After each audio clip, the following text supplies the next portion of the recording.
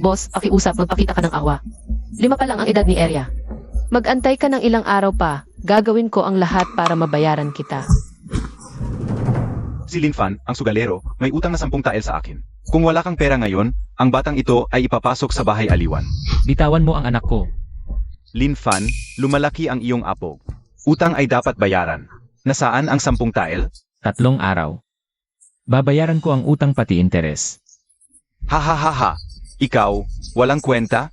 Sage, kung wala ang pera pagkatapos ng 3 araw, ipagbibili ko ang asawa at anak mo. Tayo na.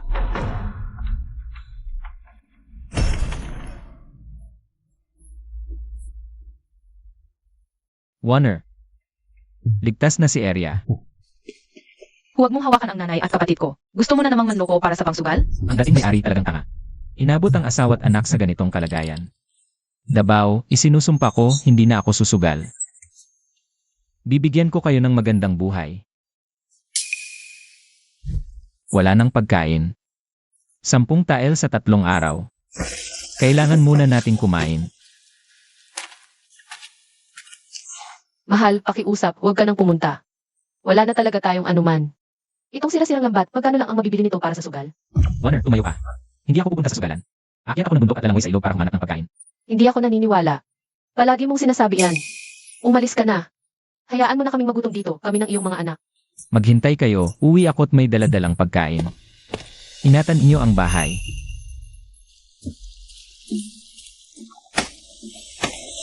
Walang sistema, walang espasyo. Kailangan gamitin ang kaalaman sa modernong panahon. Maraming isda sa ilog na ito. Ngunit hindi alam ng mga sinaunang tao ang paraan ng paghuli. Isang simpleng panghuli ng isda. Kapag pumasok ang isda, hindi na ito makakalabas.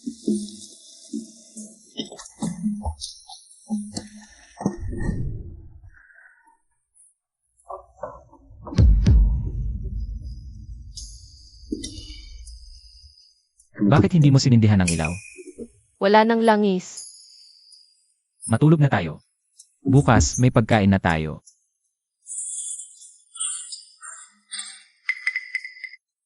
Bakit hindi ka sumampa sa kama? Sa sahig na lang ako matutulog. Magpahinga kayong mabuti.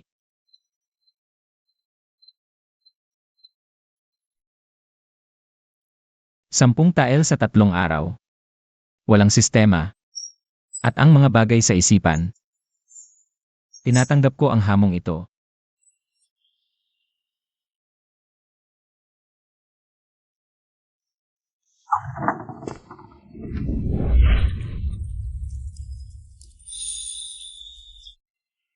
Ito, Ito ang panghuli ng isda na inilagay ko kahapon sa ilog. kinolekta ko kaninang umaga. Maganda ang swerte. 2 malaki ang nahuli. Isda. Malaking isda. Saan galing ang isdang ito? Hindi ka ba pumunta sa sugalan? Ako ang humuli. Naging masama ang ama noon, ngunit mula ngayon. Hindi na ako susugal. Gusto kong ikaw at ang kapatid mo ay kumakain ng busog araw-araw. Marunong ka bang maghiwa ng isda? Marunong. Subukan ko ulit sa bundok ngayon. Ang mga nasa basket na ito. Dalhin mo sa butika sa bayan at sabihin mong dekalidad na ligaw na kabute. Walang takdang presyo, huwag bababasa. Kahit 500 tanso man lang. Nakakain ba itong kabute? At napakamahal pa. Sa pinakamalaking butika sa bayan mo ibenta. Huwag basta-basta magbenta sa tabi-tabi. Tandaan, kapag tinanong ka kung saan kinuha, sabihin mong hindi mo alam. Ang lalaki ang kumuha. Ano ba? Nagbago ka na talaga, mahal.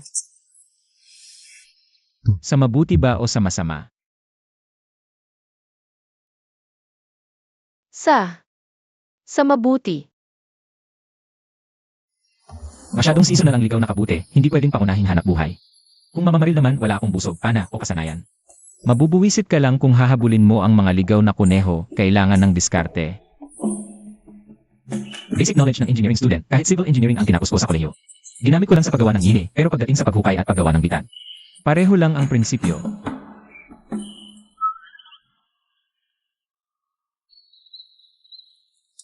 Buti na lang nabili ko ng bigas, asin at mantika ang pera mula sa kabute.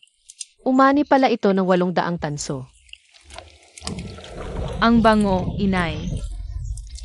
Hintayin muna natin si Itay bago kumain.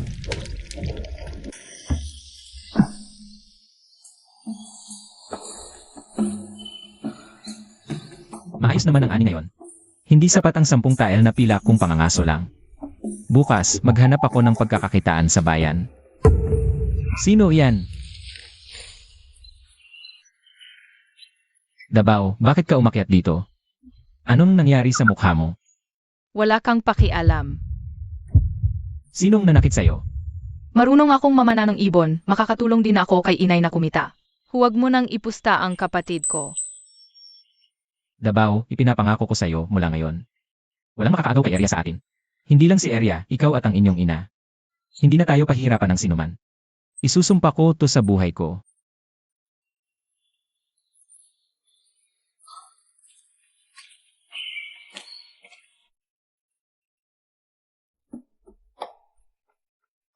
Kain na.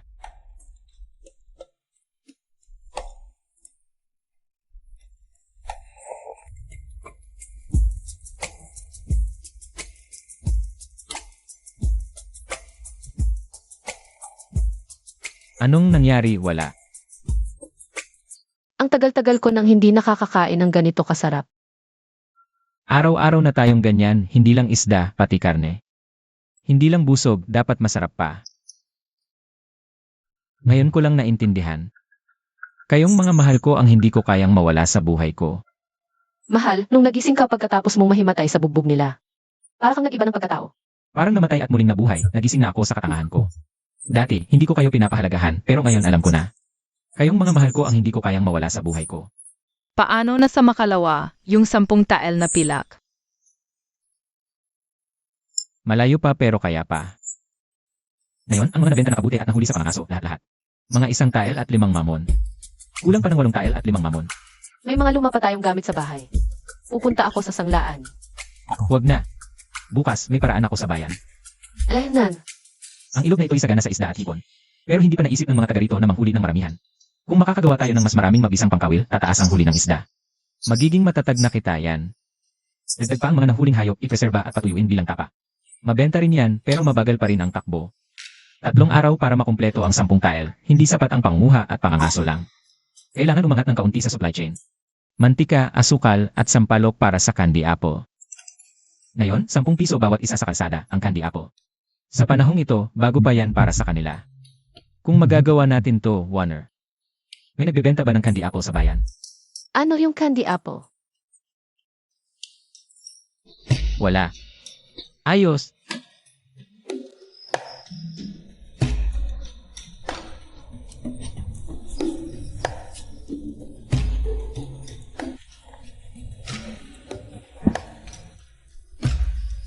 Una, busog. Pangalawa, kumita. Pangatlo, bayaran ng utang. Dapat matatag ang bawat hakbang. Ang pinakamatatag na daan sa mundo. Hindi yung golden finger, hindi rin system hack, kundi gamit ang sariling kamay. At sariling utak para lumaban. Sa halaga ngayon, ang karning kuneho ay mabibenta ng 80 ng bawat 9 puwen. Ang manok bundok, mga 30 puwen bawat isa. Kasama ang pera mula sa kabute noong isang araw, meron tayong 7 mamon ngayon. Ang mga nahuli at isda, halagang 3 tandang bawas 4 mamon, lahat-lahat mahigit 1 tile. Malayo pa. Kailangan makuha ang 10 tile sa loob ng 3 araw.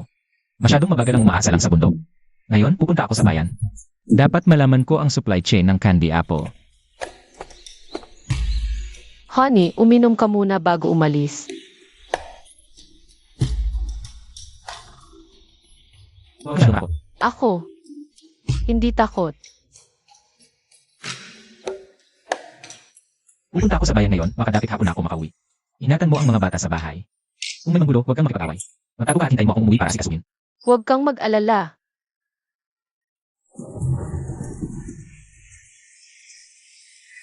Maraming tao sa Main Street, pero napakamahal ng renta ng pwesto.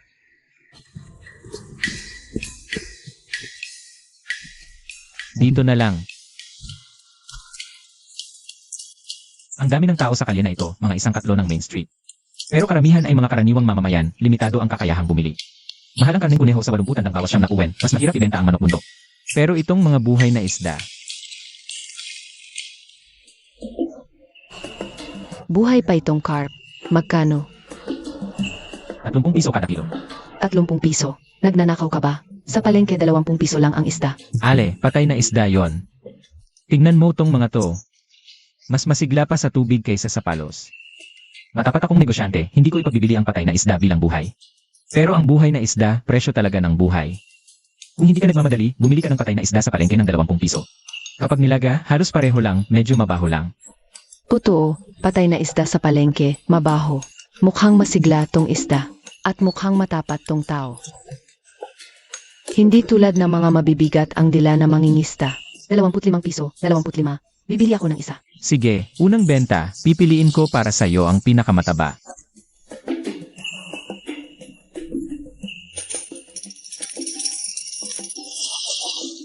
Naubos na ang isda. Paano kaya itong mga nahuli sa gubat? Hindi ito bibilhin ng mga ordinaryong tao, mga nahuli sa gubat. Kailangan itong ibenta sa mga restaurant. Lanan, yan ba yung diyulo?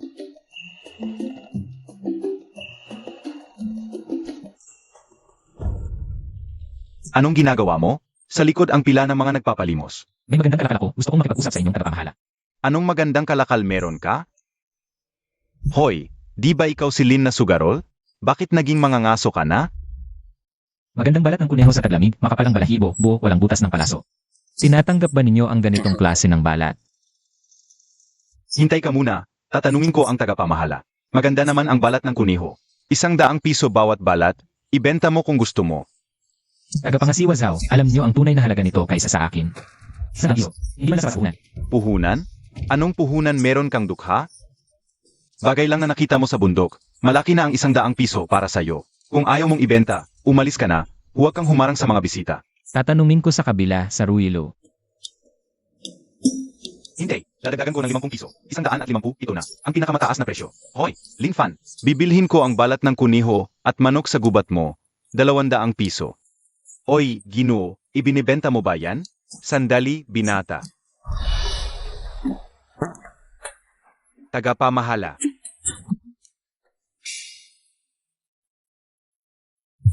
Maupo ka.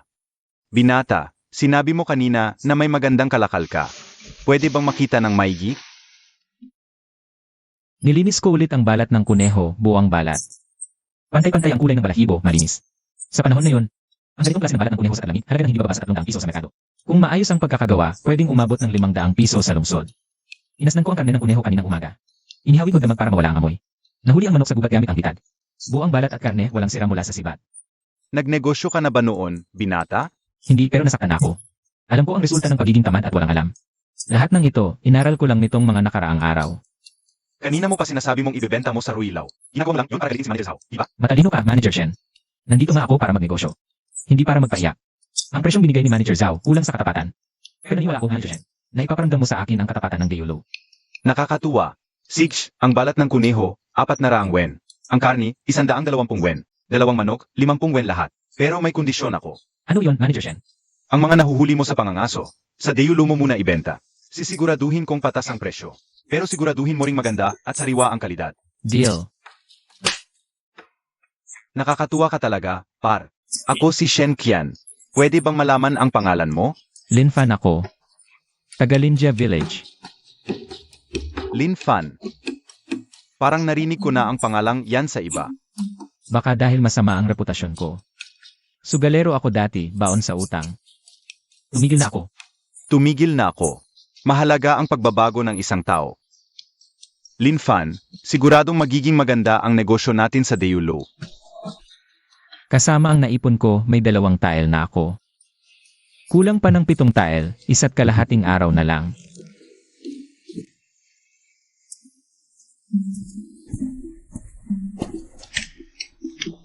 Ate, magkano ang pulang asukal?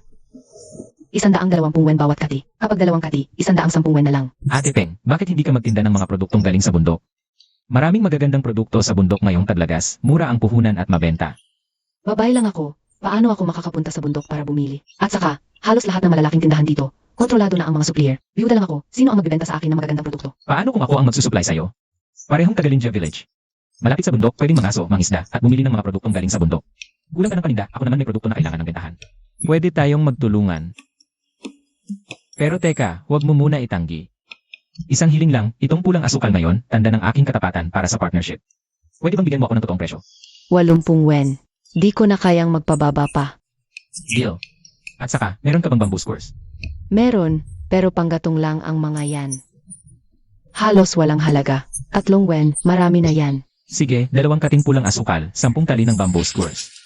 Ito ang pera. Gawin muna natin ang negosyo ngayon. Usapan natin ang partnership mamaya.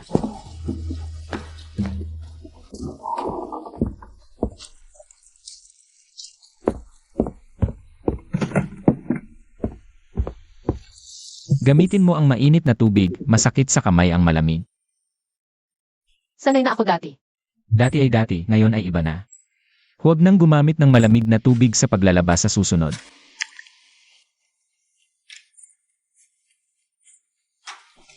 Nanay, bakit ka umiyak?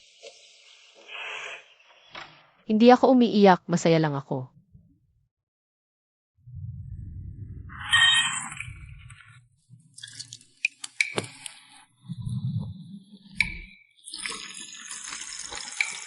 Mahal, ano ang ginagawa mo? Hawthorne na isinasawsaw sa arnibal, isang merienda. Malutong sa labas, malambot sa loob, maasim at tamis. Nakita ko ang paraan ng paggawa nito sa libro noong bata pa ako. Muntik na masabi, buti na lang hindi marunong magbasa si Swan. Bakit kaya may oras ang mga sinaunang tao para isulat ang recipe ng Hawthorne candy? Tapos na.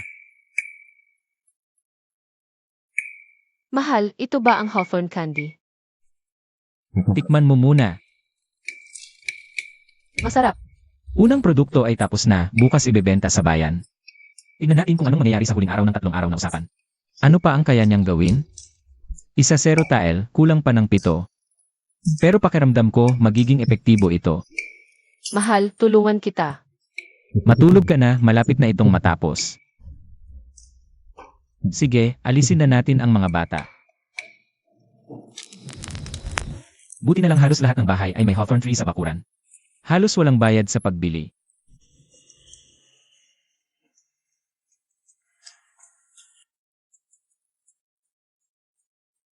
Mahal, hindi ka ba natulog buong gabi?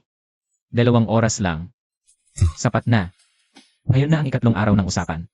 Darating si Bomba mamayang hapon, kailangang maibenta ang mga ito bago siya dumating. Kailangang maibenta ang batch na ito ng Hawthorne candy. Kung sakali, paano kung hindi umabot ang pera ngayon? Kung hindi umabot, hindi makukuha ni Wang Ba si area. Pero gagawin niya ang... Naisip ko na ang mga pwedeng gawin niya, naniniwala ka ba sa akin? Naniniwala ako. Bili na kayo ng Hawthorne candy. Maasim at matamis, mura pa. Nanay, ano yun? Hindi ko alam, umalis na tayo. May gagawin pa tayo sa bahay. Ano ito? Hawthorne candy, arnibal na Hawthorne, 3 pera bawat isa. Bibili ako ng isa. Kung hindi masarap, hindi na ako bibili. Kung hindi masarap, bumalik ka at magalit sa akin, nandito lang ako. Nanay, masarap, maasim, matamis at malutong. Nanay, tikman mo rin. Ang sarap at mura pa. Dagdagan mo ng 5. 3 pera bawat isa, may 100 akong dala ngayon. 300 piso ang kita, 80 piso ang gasto sa brown sugar. Halos libre ang Hawthorne, 3 piso ang gasto sa sticks, 217 piso ang neto. Pero ang kabuang pera natin ngayon ay mga 3 tile lang. Malayo pa sa isa 0 tile, hindi sapat ang retail lang. Para makaipon ng isa 0 tile, kailangan mong magbenta ng daang piraso. Pero bagong labas pa lang ang Hawthorne candy, di pa bukas ang merkado. Kailangan ng ibang paraan. Boss, ilan pa ang Hawthorne candy mo? Pwede ka pa gumawa? Pwede, ilan ang kailangan mo? Gusto ko, sa akin lang ibebenta ang Wanchangju. Presyo, usapan. Exclusive supply kay Manager Ma, di ko pwedeng pumayag ngayon. Pero mas magandang deal ang mabibigay ko. Ituturo ko ang recipe ng Hawthorne candy at tamang apoy sa pagluluto. Buong buo sa mga kusinero nyo. Gagawin kong sigurado na ang Hawthorne candy ng Wanchangju. Ang pinaka-autentiko sa buong Kingsen Town. Magkano ang recipe? 3 tile na pilak. Kasama ang pagpili ng Hawthorne, pagtanggal ng buto, at pag-imba. Pwede ba mas mura? Manager Ma, pag natutunan nyo ang recipe. Magkano ang kikitain nyo sa Hawthorne candy ngayong taglamig? Alam nyo sa sarili nyo ang halaga. Sa bayan, daan-daang bata, lahat yan hihingi sa magulang. 3 pera bawat isa, gastos wala pang kalahating pera. Mas magaling kayong magkalkula. Dial, pero may kondisyon. Pag tinuturo nyo sa tao ko, itingnan nila kung paano nyo ginagawa. Dapat pareho sa binenta nyo ngayon. CJ, deal. 6 tile na, 4 oras na lang, 4 tile pa, kaya pa. Tingnan nyo, tanggalin lahat ng buto para di mapait. Dapat steady ang apoy, wag magmadali. Kaibigan Lin, ang galing mo. Pag may magandang negosyo, Huwag kalimutan ang kuya, syempre. Manager Ma, tiwala kayo sa akin, di ko kayo pahihirapan. Alam oras na pagsubuan mo ba? Wala pang 2 oras, meron akong 6 tile. Kulang ng 4 tile kung uwi ako ngayon sa baryo. Kasama ang mga nahuli at produkto ng bundok, abot ng 6 tile at 5 maze. Kailangan pang kumita ng 3 tile at 5 maze bago umuwi. Lao Zhao, hilaw pa ang mga halamang gamot mo, di pa na proseso. Mas mahina ang epekto, 15 barya bawat kati, kung ibebenta, ibenta. Kung hindi, dalhin mo pabalik. 15 barya? 6 na buwan akong naghanap sa bundok. Bigyan nyo naman ng 20 barya, naghihintay ang pamilya ko. 14 na barya, kung di mo ibebenta, bukas dalhin mo sa bayan. Gugugol ka pa ng isang araw, mas lugi pa. Di maganda ang hitsura, magaspang ang pagkakagawa, pero maganda ang halaman. Lolo, kung tuyuin at hiwain nyo ang halamang gamot. Ibenta sa butika, abot ng 4 na barya bawat kati. Binabarat kayo kasi di nyo alam ang presyo, walang koneksyon.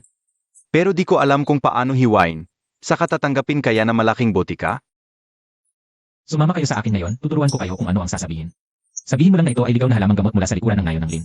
Dahil hindi pa ito nasi-separate, pwede kong ibenta ng mas mura. Pero hindi ibebenta ng mas mababa sa 35 wen. Kilala ko ang doktor sa butika. Mahilig siyang bumili ng ligaw. Paumanhin sa lahat, hindi ko na ito ibebenta. Magandang gamot ito, kahit medyo magaspang, ligaw pa rin. Malakas ang bisa. Bibigyan kita ng 40 wen bawat gin para sa batch na ito. Salamat, Doc Hu. Magtatanong pa ako, may kulang ba kayong gamot dito? Ano bang hindi kulang? Nitong mga nakaraang araw, may isang mayaman. Nag-order ng 100 set ng gamot pampalakas para sa buntis. Kulang ang ilang pangunahing sangka. Isa rito ay ang rose hip, hindi makumpleto kahit saan. Mayroon nito sa ligaw, pero kakaunti lang ang nakakaalam. Sino ang pupulot? Nakita ko ang rose hip sa bundok. Hindi ko inakala na may tala na pala ito bilang gamot sa panahong ito. Magkano ang presyo ng rose hip na ito? 80 wen bawat gin kung tuyo. 50 wen kung sariwa at maganda ang kalidad. Pero dapat dalhin ngayon din. Nagmamadali ako sa batch na ito ng gamot. Dadalhin ko ito sa loob ng 2 oras. Buti na lang at naalala ko ng mabuti ang lugar na ito. Nasa tabi lang ito nang gumawa ako ng bitad. Sa modernong panahon, ang isang gin ng tuyong rose hip ay nagkakahalaga ng daan-daang piso. Ngunit noong unang panahon, walang bumibili nito bilang gamot dahil sa kakulangan ng impormasyon. Walang nakakaalam na pwede itong gamitin gamot. Ang pagkakaiba ng impormasyon ay pera.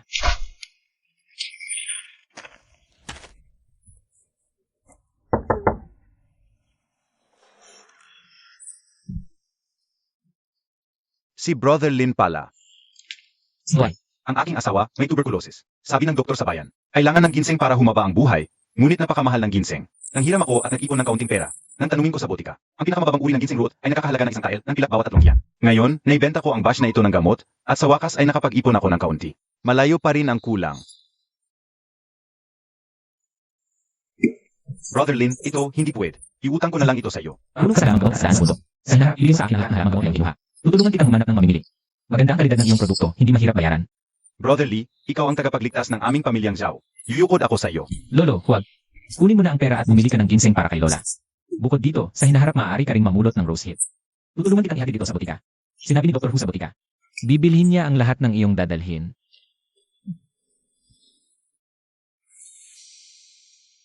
Brother Lin, tapos na ang 3 araw. Ibigay mo na ang isa 0 tile na pilak. Narito ang pera, narito ang kasulatan. Isa 0 tile. Kunin mo at umalis ka na. Bilangin mong mabuti. Tiyakin mong tama ang bilang. Boss, talagang 10 tile. Brother Lin, huwag mong ibigay. Hindi pa tapos ang usapang ito. Mang, pwede ka talagang maghanap ng gulo, pero ako, may bisyo ako. Kapag naloko ako, kailangan doble ang bayad.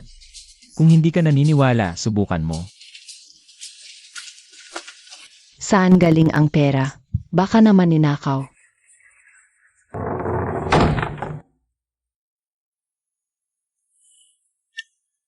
Huwag kang umiyak. Kapag bayad na ang utang, mas magiging maayos ang buhay. Sa mga araw na ito, bawat sentimo na naipon mo. Dugot pawis ang puhunan. Hindi ko alam kung paano kita pasasalamatan. Kumain ka ng maayos, matulog ng maayos.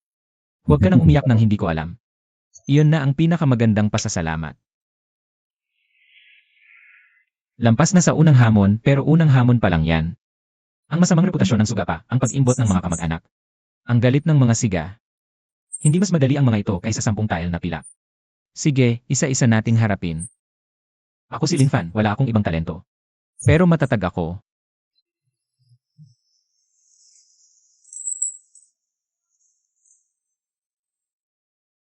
Magdagdag tayo ngayon, bukas ay araw ng palengke. Mas maraming tao, mas maganda.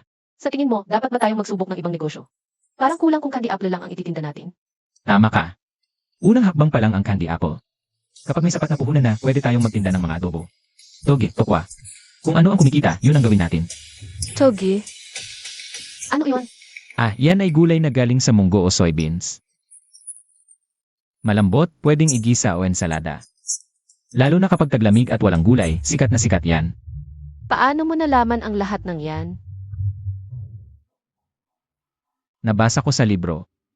Noong nasa sugalan ako sa bayan, minsan, nakakapulot ako ng mga librong itinatapon ng iba. Hintayin mo lang ako dito sa bahay. Babalik agad ako pagkatapos nitong bilihan. Hintayin kita.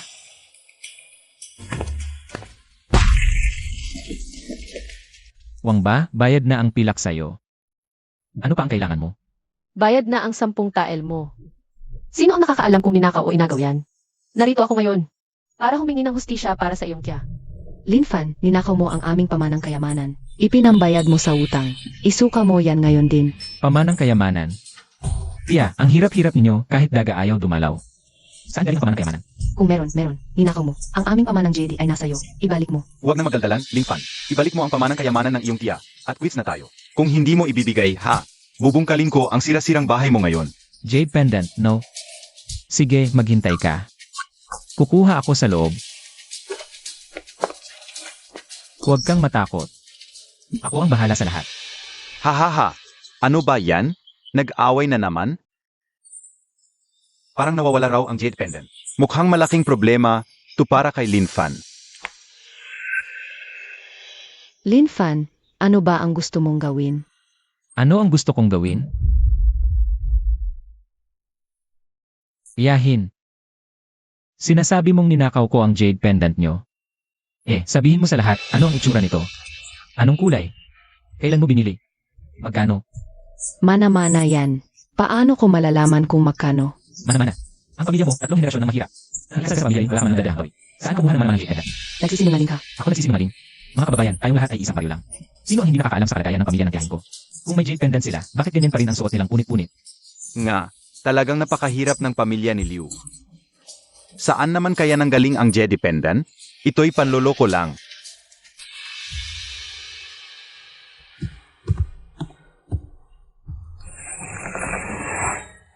Wang ba, nabayaran na kita.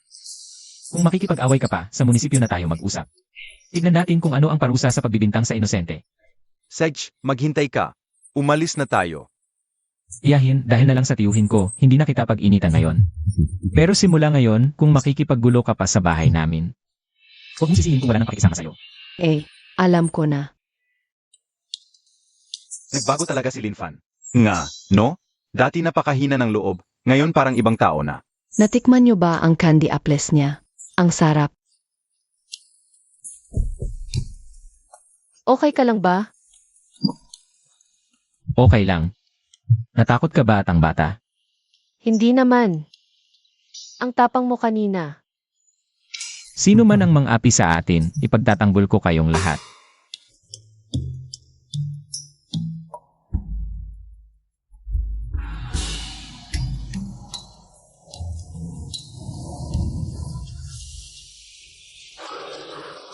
Bagong dating?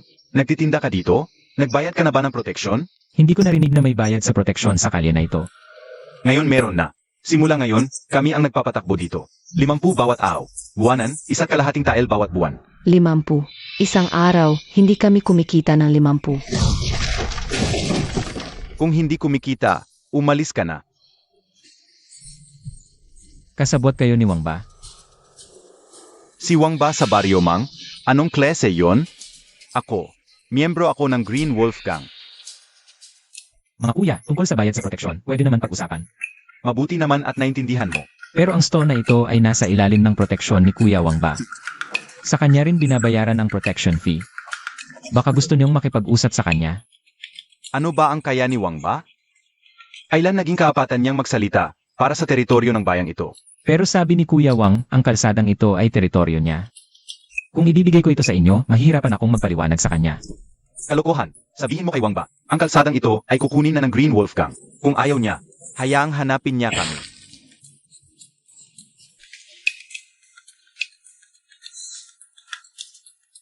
Noong handa na akong umalis, nilapitan ako ng mga siga at binastos. Ano nang gagawin natin? Delikado ang Green Wolf Gang. Huwag kang magalala, may paraan ako. Nitong mga nakaraang araw, inobserbahan ko ang Green Wolf Gang at si Wang Ba. Bagamat pareho silang siga, galit sila sa isa't isa. Sinadya kong sabihin sa harap nila, na ang stall ay hinanap ni Wang Ba. Tiyak na hahanap sila ng gulo kay Wang Ba. Pero paano kung malaman nilang pinag-aaway mo sila? Ano naman kung malaman nila? Hindi muna ako magtitinda sa bayan nitong mga araw.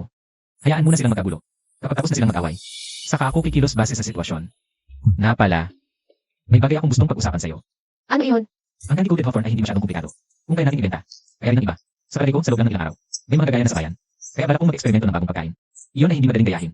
Yung sinabi mo dati tungkol sa bean sprouts at braised meat. Bukas, mapamula ako ng bean sprouts. Kakain na tayo sa ilang araw. Para sa braised dish, kailangan ng ilang pampalasa. Mamaya, gagawa ako ng listahan at bibili sa bayan. Ikaw ang masusunod. Lin Fan, napagod ka nitong mga araw. Natutulog na ang mga bata. Papainitan kita ng tubig para maghugas ng paa. CJ,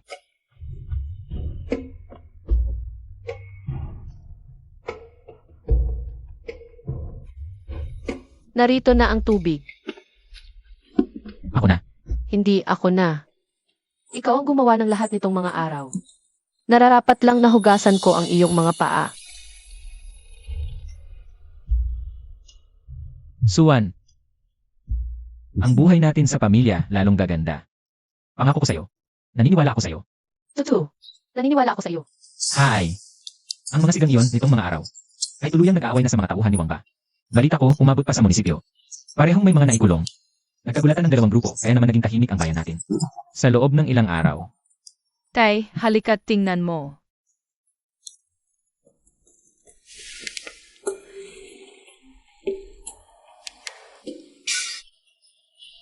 Eto na, umusbong na ang Todge.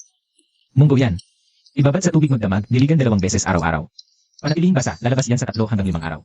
Kapag taglamig at walang gulay, ito ang pinakamagandang sariwang gulay. Paano natin ito kakainin? Hintayin nyo sa tanghali, lulutuin ko.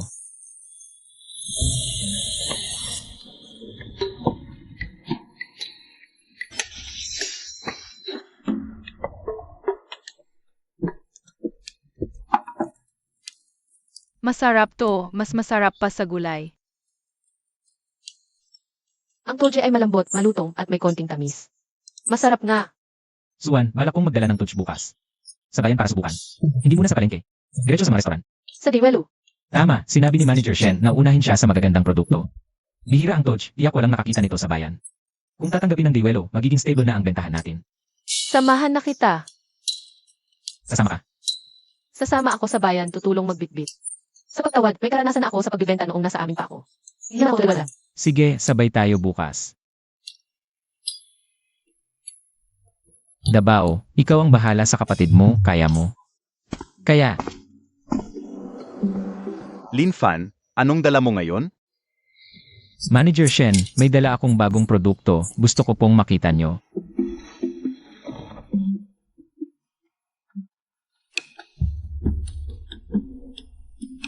Anong gulay ito? Hindi ko pa ito nakikita. Todge po ito, gawa sa munggo. Malutong. 3 hanggang 5 araw lang, may bagong ani na. Lutuin mo nga, gusto kong matikman. Sige po, tingnan nyo.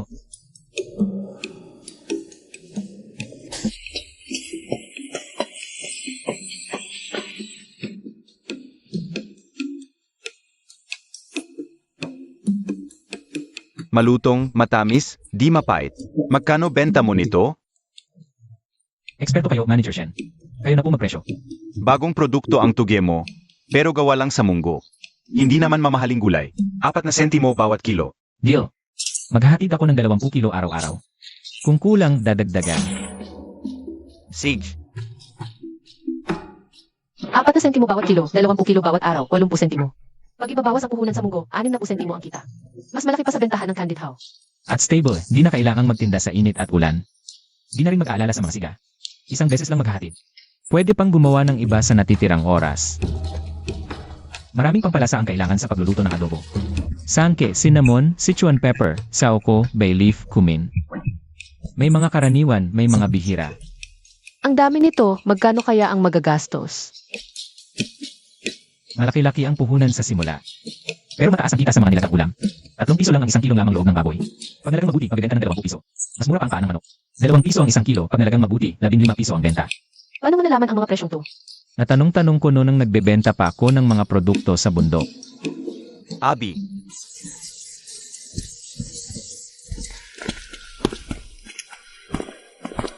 Si Ginoong Moni yan. Dayo ka ba? Ginoong Moni. Siya ang pinakamalaking negosyante sa bayan. May 3 restaurant, 2 sanglaan at 1 telaan. Balita ko, magkumparpaw siya at ang alkalde. Alamin mo kung sino yung lalaking yon. Bakit ang daming pampalasa ang binili? Opo, Gino.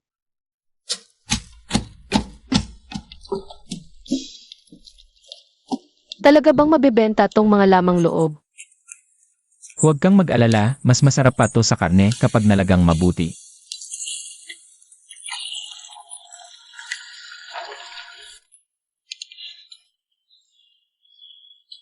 Ano tong amoy? Ang bango. Parang galing sa kapitbahay. Tay, ang bango-bango. Kailan tayo kakain? Hintayin niyo yung kalahating oras. Pag lumasap na, mas masarap. Magsulat muna kayo ng malalaki. Pag natapos, kakain na tayo. Psych.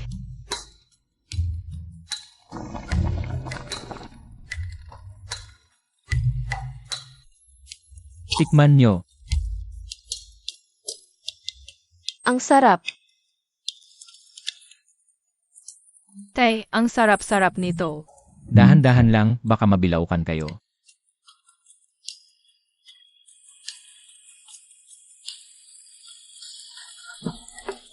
Nakalagay na ba ang lahat? 10 paa ng baboy, 50 paa ng manok, 5 tenga ng baboy. Sa presyong napagsunduan natin. Pag naibenta to lahat, abot ng 150 piso. Ang laki. Pag lumago ang bentahan, mas dadami pa yan. Tara, maaga tayong umalis, maaga rin tayong uwi. Oy, Linfan, ang aga-aga, saan ka pupunta? Ano tong amoy? Ang bango. Gumawa ako ng mga nilagang ulam. Ibebenta ko sa bayan. Tita, tikman nyo.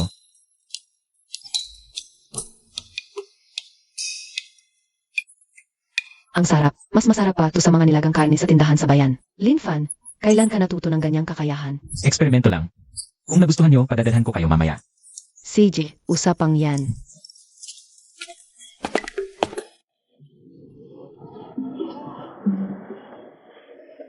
Nilagang ulam. Bagong luto. Paa ng baboy, paa ng manok, tenga ng baboy. Kung di masarap, libre. Nilagang ulam. Bagong luto. Nilagang ulam. Bagong luto. Ano to? Nilagang ulam. Tikman nyo po. Masarap. Magkano? Paa ng baboy, 8 piso bawat isa. Paa ng manok, 2 piso. Tenga ng baboy, 15 piso. Medyo mahal ay. Sa presyong yan, sulit yan. Kung order kayo ng nilagang ulam sa Diwelo Restaurant, di bababa sa 20 o 30 piso. Konti lang ang serving, kalahati lang ng paa ng baboy ko. At lihim na resepto, wala sa iba. Subukan natin to.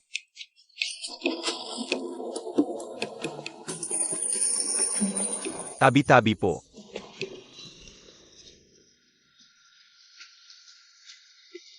Saan mo nakuha ang recipe ng adobo mo? Sino ka po? Ako ang may-ari ng Zhu Jedeli. Ako si Zhu. Masarap ang adobo mo, pero, bata, kung magbibenta ka ng dili sa bayan, dapat sumunod ka sa patakaran. Anong patakaran? Ang deli business, sa aming deli association yan. Kung magbibenta ka dito, magbayad ka muna ng membership fee, 5 tile na pila. 5 tile. Manager Zhu, itong membership fee ba, batas ng buong association? O sarili mong gawa? Ano ibig mong sabihin? Ang ibig kong sabihin, nagbebenta ako ng adobo. Base sa lasa at reputasyon. Kung sa tingin mo nakakasagabal ako sa negosyo mo, makipagkompetensya ka ng patas. Huwag kang maningil ng ganyan. Nakakahiyayan kapag kumalat. Tama. Anong pakialam mo sa adobo niya? Nainggit lang si Manager Zhu.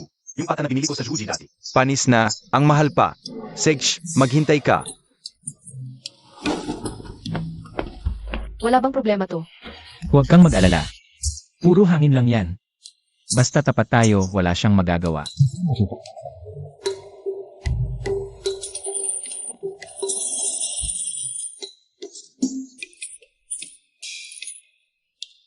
$158 barya. 8 barya pa sa budget. Bukas, dagdagan natin. Nakalkula ko na. Pata at paa ng manok ang pinakamalaki ang kita. Dagdagan ang tenga ng baboy. Mahal, malaki rin ang gastos. Kaunti lang ang gawin. O, bukas, magpadala pa ba tayo ng Toj sa Diulu? Halos 5 araw na. Handang-handa na ang pangalawang batch ng Toj. Badalhan mo. Lagyan mo ng 1 kilo ng adobo para kay Manager Lee. Kung kukunin niya yon, dagdag benta yan. Nasa bahay ba si Linfan?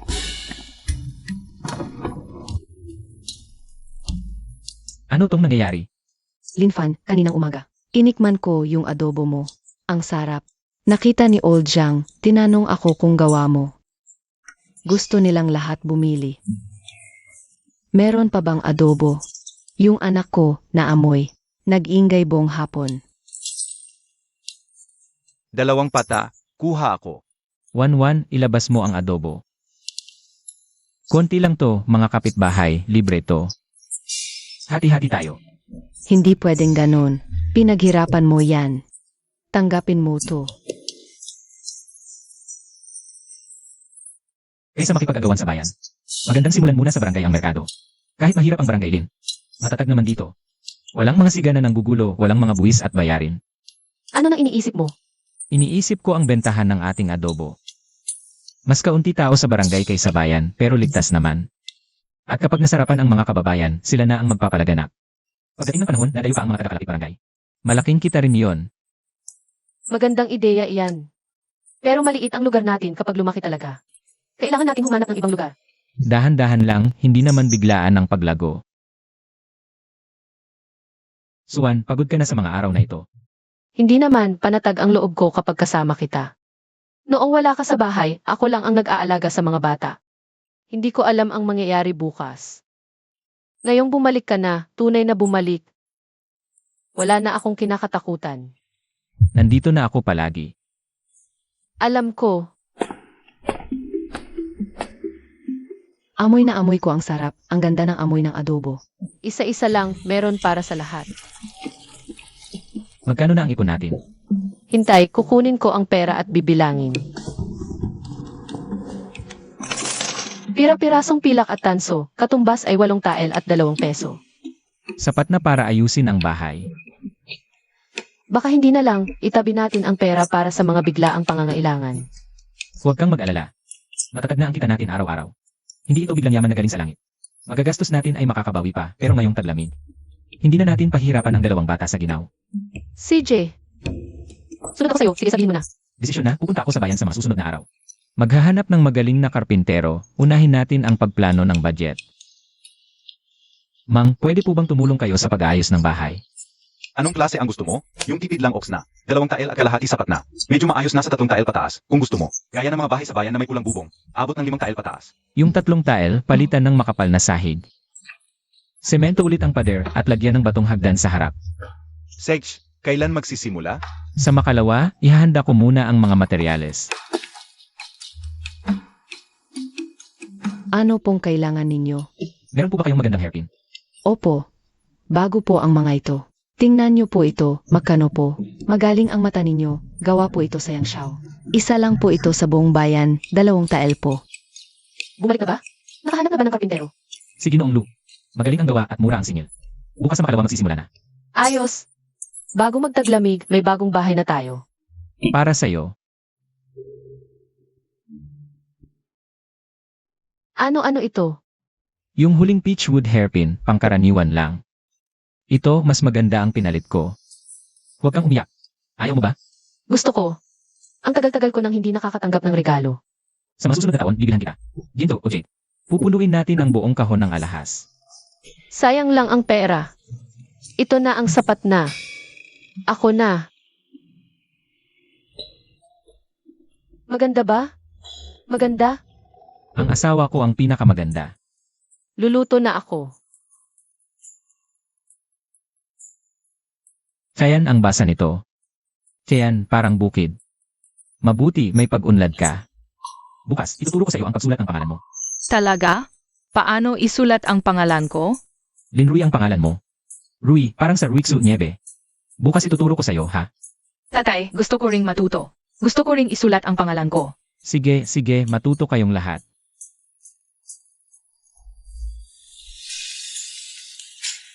Nanay, sabi ni tatay, bukas tuturuan niya kaming magsulat ng pangalan. Mabuti. Mag-aral kayong mabuti. Nanay, bakit ka naman umiyak? Wala. Masaya lang ang nanay.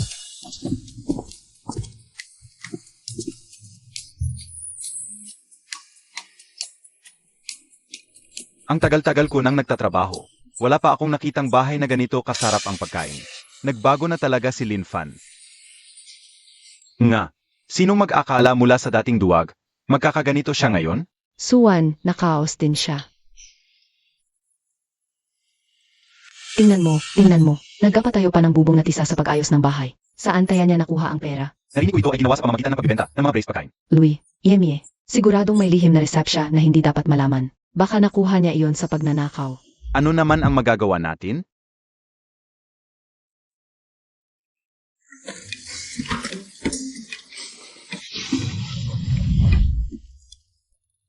Boss Lin, tingnan mo kung maayos ang pagkakapalitada ng peder. Ang galing talaga, Ginoong Lu.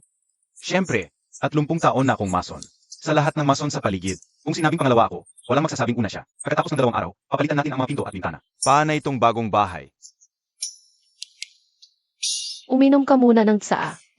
Ate, huwag na kayong mag-abala. Kami na ang bahala. Wala iyon. Kayo ang nahirapan. Nandito na kayo ngayon? Bakit ang aga-aga? Hindi lang mula sa ating baryo. May magaling pa sa kalapit na Lee Family Village. At sa Zhang Family Hamlet. Lahat sila dumayo para bumili. Kailangan nating mag-isip kung paano palakihin ang produksyon. Heto na. Boss Lin, 3 pata ng baboy po. 10 paa ng manok po. Di ako nakabili nung nakaraan. Maagang gumising ako ngayon para dito. Huwag kayong magtutulakan. May sapat para sa lahat, marami akong nagawa ngayon. Tabi-tabi. Ako ang tiyahin niya. Tiyahin, bibili ka rin ng litson. Bibili. Tiyahin mo ako. Pag kumain ako ng lison mo, magbabayad pa. Nag-renovate ka ng bahay nang hindi mo man lang kami kinonsulta. May respeto ka pa ba sa matatanda? Tiyahin, itong mga to ay ipinagbibili. Hindi ito basta-basta pwedeng kunin. Linfan ka. Walang utang na loob. Noong bata ka, sinong nagbigay sa'yo ng 2 kamote ng gutom ka? Ngayong mayaman ka na, di mo na kayang magbigay ng kahit pirasong karne sa matanda. Pakinggan niyo to. Walang utang na loob itong pamangkin ko. Ang bait-bait namin sa kanya, ngayon hindi na kami kilala. Kahit litson, di man lang maibigay sa akin. Bigyan mo na lang kaya siya ng kaunti.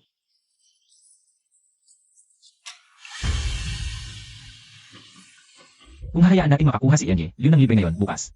Dadalhin na niya ang buong pamilya niya para kumuha ng libre. Tiyahin. Sabi mo nagbigay ka ng kamote noong bata ako. Naalala ko yon. Pero naalala ko rin noong 3 taon na ang nakalipas, naubusan kami ng bigas. Dinala ni Suwan si Eria sa bahay niyo para humiram ng kalahating salop na bigas. Hindi mo man lang pinapasok. Noong nakaraang taglamig, gutom na gutom si Dabao sa may pintuan ng kusina niyo. Kumuha siya ng tuyong labanos na nahulog sa sahig, pinakawalan mo ang aso sa kanya. Naaalala mo ba ang mga yon? Nagsisinungaling ka. Nagsisinungaling? Kung hindi ka naniniwala, pwedeng tawagin natin ang kapitan para humusga o kaya sa Ancestral Hall. Sa harap ng mga ninuno natin, isa-isahin natin ang mga ginawa mo. Sa pamilya namin nitong mga nakaraang taon, Sich Linfan, matapang ka, yayaman ka, di mo nakilala ang mahihirap mong kamag-anak. Magsisisi ka rin. Chuy. Ang kapal talaga ng mukha ni GNG, Liu. Noong naghihira si Linfan, hindi siya tumulong. Ngayong umasenso na, saka siya makikipagkamag-anak. Tama si Linfan, hindi dapat palakihin ang ganyang klaseng tao.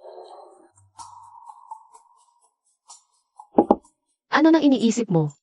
iniisip ko kung dapat ba tayong maghandog ng kainan para sa mga kababayan. Malaking bagay ang pagpaparenovate ng bahay, dapat may handaan ayon sa kinaugalian. At sa kanitong mga nakaraang araw, ang bait-bait sa atin ng mga tao sa barangay. Ganon din ang iniisip ko. Maghanda tayo ng ilang mesa. Anyayahan natin ang mga kapitbahay para magsaya-saya. Sige, yun na ang usapan. Kapag naikabit na ni Mang Lu ang mga door frame, maghahanda tayo.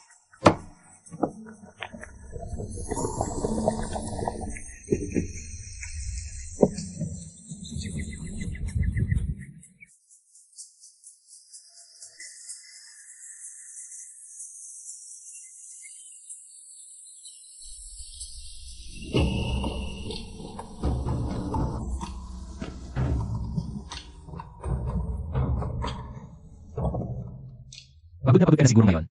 Hindi. Ngayon ang pinakamasayang araw. Mula nang ako'y ikasal sa pamilya Lin. Marami pang masasayang araw ang darating, dahan-dahan lang.